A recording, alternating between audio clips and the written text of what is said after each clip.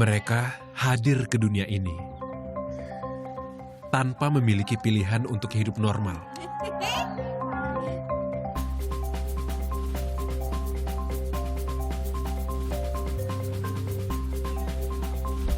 Mereka hadir ke dunia ini sebagai orang-orang dengan keterbelakangan mental.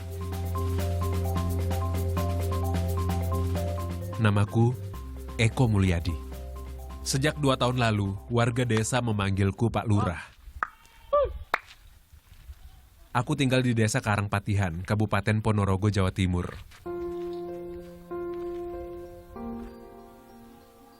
Lokasinya sekitar 23 km dari pusat kota Ponorogo. Kampungku bukan kampung biasa. Orang-orang kerap menjulukinya kampung idiot. Lantaran banyak penderita tunagrahita di sini.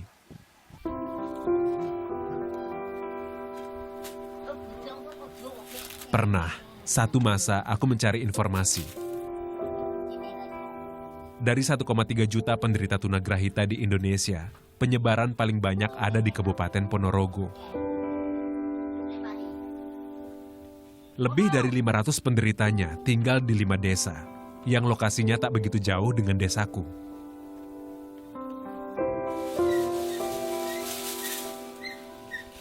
Sedangkan di desaku sendiri, kini ada 98 penderita tunagrahita. Aku jadi berpikir, mungkin gara-gara itu bertahun-tahun desaku kerap dibilang kampung idiot. Dan bertahun-tahun pula stigma itulah yang membuat warga di sini akhirnya bertahan hidup dari uluran tangan. Ini berdasarkan karena sebuah rasa kasihan. Karena apa? Sejak kecil ketika saya lahir, saya hidup di sebuah lingkungan yang banyak tunagrahitanya. Di barat rumah ada tunagrahita, di depan rumah ada, di timur rumah ada orang tunagrahita. Bahkan ketika saya sekolah SD pun, itu sekolahnya saya diantar orang tunagrahita naik sepeda. Karena kebetulan tunagrahita ini ikut bekerja sama bapak. Dia nganterin saya sekolah itu naik sepeda pancal itu. Nah, berlatar belakang sebetulnya muncul sebuah rasa kasihan. Berpikir bagaimana mereka. Nah, mulai kelas 2 SMA, saya mencoba berbuat. Salah satunya menyarikan bantuan-bantuan sifatnya konsumtif. Nyarikan beras, kemudian nyarikan pakaian, layak pakai, dan lain-lain dari luar desa yang saya bawa masuk, saya serahkan kepada mereka.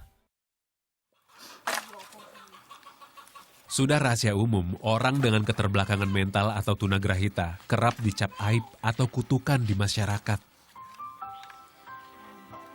Sebatas yang ku tahu, memang ada banyak faktor kenapa cacat mental ini ada. Bisa karena turunan ataupun metabolisme gizi yang terganggu. Itu sebabnya aku kerap tak meyakini penderita tunagrahita pasti akan memiliki turunan yang sama. Atas dasar itulah, aku membantu Misdi, wargaku, seorang tunagrahita lainnya. 7 tahun silam, ia menikah dengan sesama tunagrahita. Kini di desaku ada 13 pasangan suami istri tunagrahita. Kami kan mencoba juga untuk melihat sisi lain. Salah satunya adalah hak asasi. Karena tentunya meskipun orang-orang seperti ini kan nanti punya hak ya untuk menikah, karena dia punya rasa. Nah, si Miss Siti ini kan selalu, kalau ada orang wanita itu selalu terlihat suka begitu. Nah, kebetulan ada Bu ini itu, kemudian ada antara keluarga diketemukan, boleh mereka menikah. Akhirnya dinikahkan, begitu ceritanya.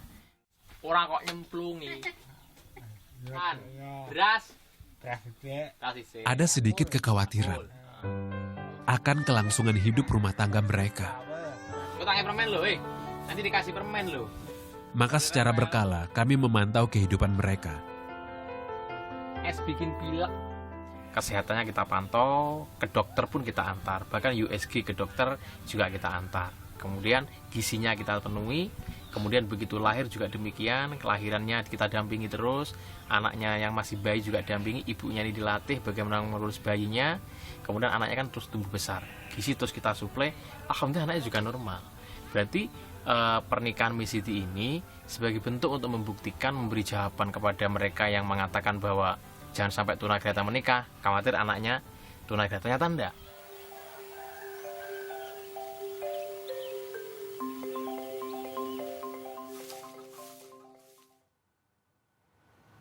Ya Taufik, ini memang fenomena kampung idiot ini memang cukup menarik ya. Karena kamu bayangkan saja dalam satu kampung sebagian besar masyarakatnya mengalami Down syndrome atau tunagrahita. Ternyata setelah dilakukan berbagai macam penelitian, tanah di kampung Ponorogo itu adalah tanah yang sulit sekali untuk menyerap nutrisi. Jadi tidak ada yodium di dalamnya. Sedangkan kan semua masyarakat di situ bercocok tanam dari situ, ternak-ternak pun makan dari situ, sehingga mereka kekurangan mineral. Betul, makanya berimbas seperti itu ya Zi ya. Tapi jika kita bicara soal tunagrahita atau keterbelakangan mental secara umum, sebenarnya yang harus dirubah adalah stigma masyarakat itu ya. Bahwa mereka ini walaupun dengan keterbatasan yang ada, keterbelakangan yang ada, mereka bukan berarti tidak bisa berkarya seperti kita loh.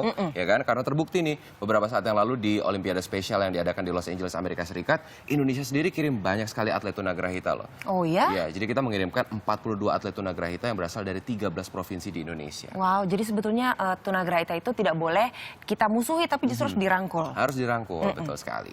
Nah, kisah perjuangan Eko Mulyadi membantu para tunagrahita bisa Anda saksikan di program Lentera Indonesia minggu besok pukul 2 siang.